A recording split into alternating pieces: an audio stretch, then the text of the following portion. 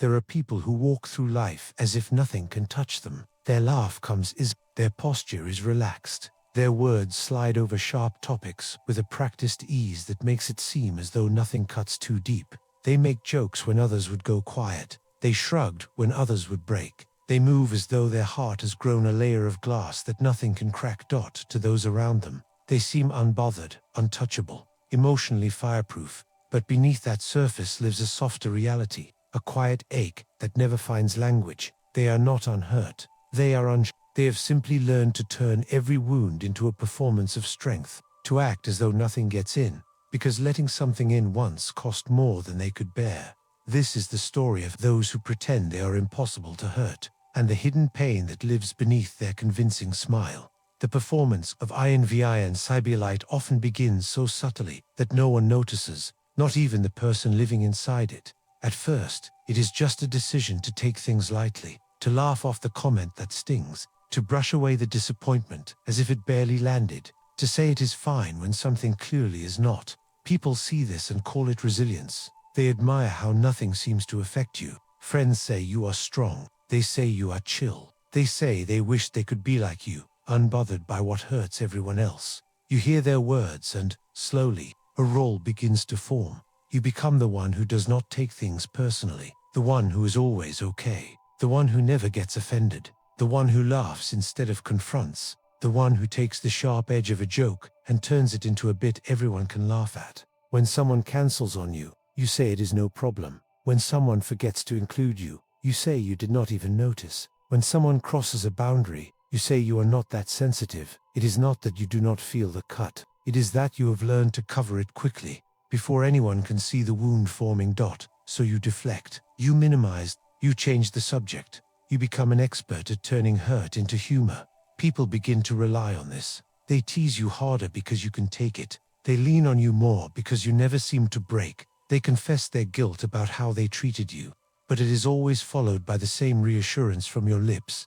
Do not worry. It does not bother me. The performance deepens. Being unaffected becomes part of your identity. When your own heart trembles, you talk to it as if it is a child asking for too much. You tell it to calm down. Not now. This is not serious. You are making it bigger than it is. Yet somewhere in the quiet moments, when no one is watching, something inside you aches. It aches when you realize that no one ever sees you as sensitive. It aches when you notice how rarely anyone asks if you are hurt. It aches when you realize that being the one who is never wounded means you are also the one no one thinks needs gentleness. This chapter is the stage where the performance of invincibility is perfected, where you become so good at pretending nothing hurts you that you start to wonder if anyone will ever look close enough to see that.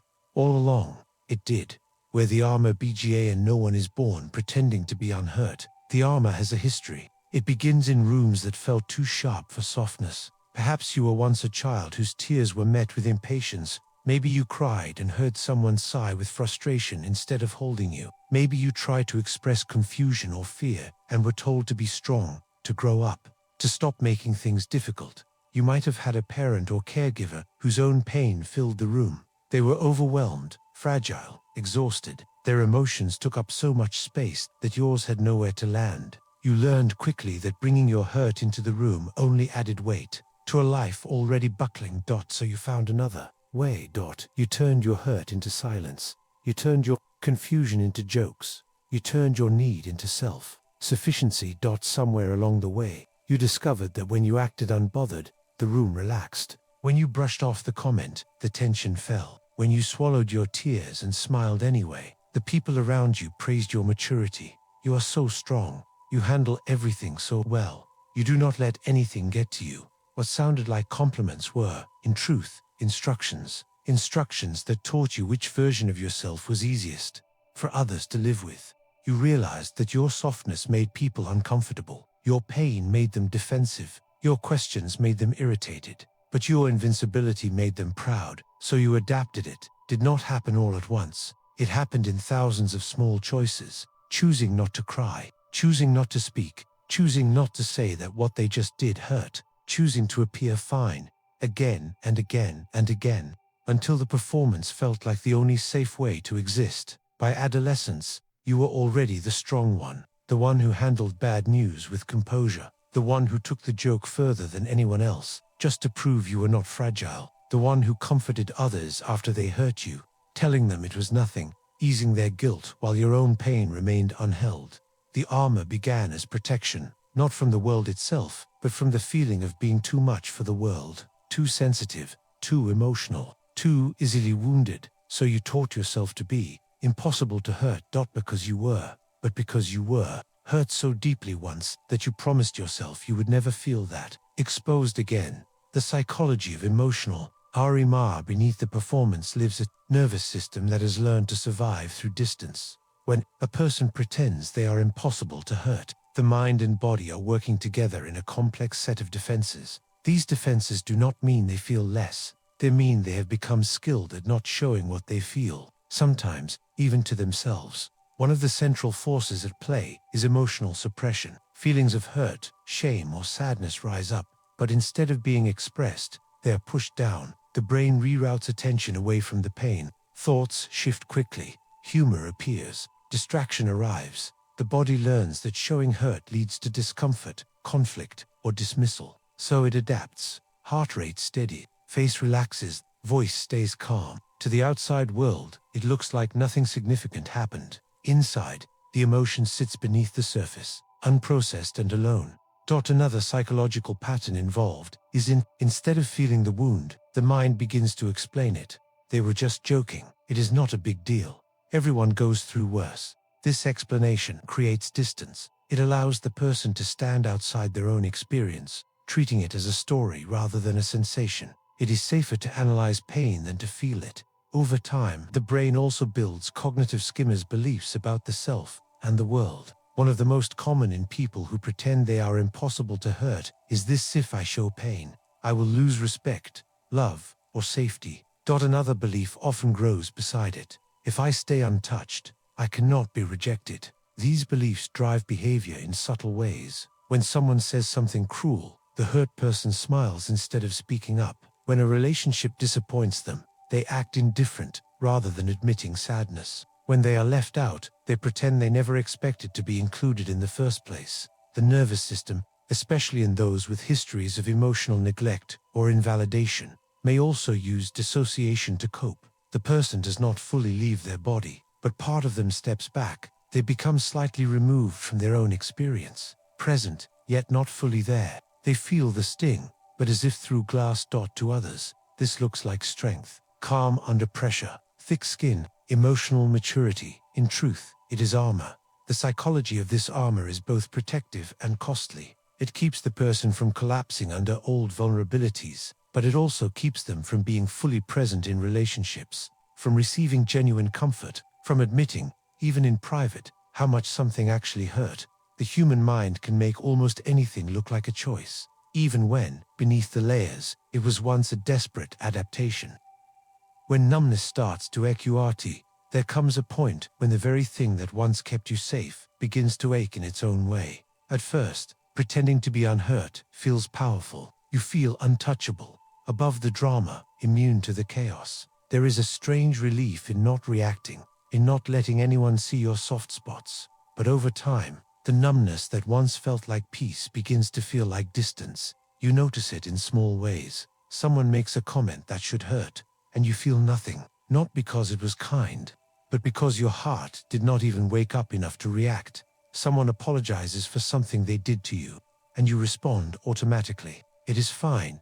Do not worry about it. You cannot feel your own anger long enough to decide whether forgiveness is truly present. In moments of joy, you notice it too. You were there, laughing, smiling, appearing present, but the joy feels thin, like a reflection of itself, as if you are watching yourself enjoy something from just a step away. Numbness does not discriminate. When you turn down the volume on hurt, you turn it down on everything. This is when the ache begins to change shape. It is no longer just the pain of what others have done. It is the pain of realizing how far you have drifted from your own emotional life. You may notice that people rarely treat you gently. They joke harder with you because you can handle it. They rely on you more because you are never in pieces. They open up to you because you seem steady, but rarely ask if you need a place to fall apart. You might watch others express hurt openly and receive comfort, and something in you tightens, not out of jealousy, but out of quiet grief, because you cannot remember the last time you allowed yourself the same softness. Inside, you want to say that actually hurt me, that actually mattered, that actually left a mark, but the words stall in your throat. The old instincts rush in. Do not make it a big deal. Do not complicate things. Do not be that person. You swallow the truth. Again, this inner life becomes its own kind of loneliness. Not the loneliness of being alone, the loneliness of never letting anyone see where you bleed. In this chapter, the cost of numbness becomes undeniable. It is no longer only protection, it is also prison, a quiet, emotional exile you did not know you had chosen, until you realized how far it has taken you from feeling alive. The moment the mask sleeps, the turning point rarely arrives as a grand revelation. It is often small, almost ordinary, but it shakes something loose inside. Maybe someone finally looks at you differently. They notice the way you laugh after sharp comments. They notice how quickly you say it is fine. They notice how rarely you talk about your own pain. And instead of praising your strength, they say something that startles you. That must have hurt. You feel your body react before your mind has words. Your chest tightens. Your throat warms. Your first instinct is to push it away, to insist you are fine. But something in their tone lands differently. They are not accusing, they are witnessing. Or perhaps it happens when you are alone. You replay a familiar scene in your mind. The joke you laughed at, the dismissal you accepted, the rejection you pretended not to care about. But this time, you do not let your thoughts skip past it. You linger. You feel the sting you pushed down in the moment. And for the first time in a long time, you admit quietly that did hurt. Sometimes the mask slips because it becomes too heavy. You catch yourself saying "I do not care" so often that the words lose their shape. You feel tears rise at a time that surprises you. Not at the biggest heartbreak, but at something small. A kind word that feels unfamiliar. A question as simple as "Are you really okay?" The mask cannot hold against that kind of gentleness. A crack appears. You might apologize for it, for the tears, for the honesty, for finally saying that something actually affected you. But inside, there is also a sense of quiet relief. A feeling that, for one moment, the performance has paused and your real self is allowed to breathe. The world does not explode when the mask slips. Sometimes, the person listening simply nods. Sometimes, they say they had always suspected you felt more than you showed. Sometimes they stay. They do not turn away from your pain. They do not rush you back into the role of the unhurt one. This moment does not undo years of pretending, but it opens a door to a life where your hurt is not something to outrun, but something that is allowed to exist. This chapter is the first honest glimpse, the moment when the person who has built a life around not being hurt finally allows themselves to feel the ache they have carried all along. Learning to be woundable, live honestly is to accept that being human means being not constantly, not recklessly, but genuinely. For someone who has spent years pretending they cannot be hurt, this is a frightening idea. It feels like standing in a room without armor for the first time. Every word suddenly seems sharper. Every glance seems loaded. Every possibility of disappointment feels closer. But the process of becoming emotionally real again does not demand that the armor be dropped all at once. It invites something gentler. At first, it looks like small truths. Saying that comment bothered me instead of laughing it off. Saying I was hurt when you counseled instead of pretending you did not notice. Saying I actually care about this instead of acting indifferent. These moments are risky. Your body may brace for dismissal or defensiveness. Old memories may rise, warning you not to make a fuss. But each time you stay with the truth, even for a few seconds longer, you are practicing a new way of existing. You also begin to choose differently. You move a little closer to people who respond with care when you show pain. You take a half step back from those who only know how to connect with you through banter or emotional distance. You start to realize that you do not have to be the invincible one in every room, that you learn to pay attention to your own interior signals. The tightness in your chest, the heaviness in your stomach, the sadness that lingers after you say it is fine. Instead of silencing these sensations, you treat them as information, as evidence that something inside you is asking to be acknowledged. Feeling hurt becomes less of a catastrophe and more of a compass. You begin to understand that it is not weakness to admit pain. It is a way of telling the truth about your experience. And in relationships, truth is what allows real closeness to grow. Healing does not mean you stop being strong. It means your strength softens, It becomes flexible instead of rigid, honest instead of performative. You can still withstand difficulty, but you no longer need to pretend that difficulty never gets inside you. This chapter is the slow return to vulnerability, the quiet practice of letting yourself be someone who can be hurt and still be whole, someone who can feel deeply without losing themselves, someone who can say that mattered and trust that the right people will hear it. The soft strength of a hurtable heart. In the end, the most profound transformation is not from weak to strong, or from hurt to unhurt. It is from hidden to honest. The person who once pretended to be impossible to hurt begins to discover a different kind of strength, a strength that does not depend on denial, a strength that does not require a constant performance of being fine. It is the strength of someone who can say that hurt without collapsing. The strength of someone who can allow tears without drowning in shame. The strength of someone who can admit, I care more than I let on, and let that truth stand. They begin to see that being hurt is not the enemy. Hurt is a sign of having allowed something to matter, of having let someone close enough to reach the tender places. The real danger is not in being wounded, it is in being so armored that nothing ever truly reaches you at all. Life in this new light becomes sharper yet more meaningful. Jokes still exist, but they are no longer used to cover bruises. Calm still exists, but it is no longer a mask for buried chaos. Composure still exists, but it is rooted in self-knowledge rather than self-erasure. Relationships shift to the people who only knew how to relate to the unhurt version of you may feel uneasy, but the ones who stay, the ones who lean in when you finally allow your pain to be seen, become something rare. They become the ones with whom you do not have to pretend. The hidden ache begins to loosen, not because life stops hurting, but because the hurt is no longer carried alone, unseen, unnamed. In this quiet transformation, a different understanding of strength emerges. Strength is no longer the absence of wounds, it is the courage to live with a heart that can be touched. The story closes with this simple truth. Those who once pretended to be impossible to hurt were never unfeeling. They were protecting something exquisitely sensitive. When that sensitivity is finally allowed to exist, not as a flaw but as a human truth, their life becomes more honest, more connected, and more real. They remain strong, but now, their strength has a softness that finally makes room for their own heart.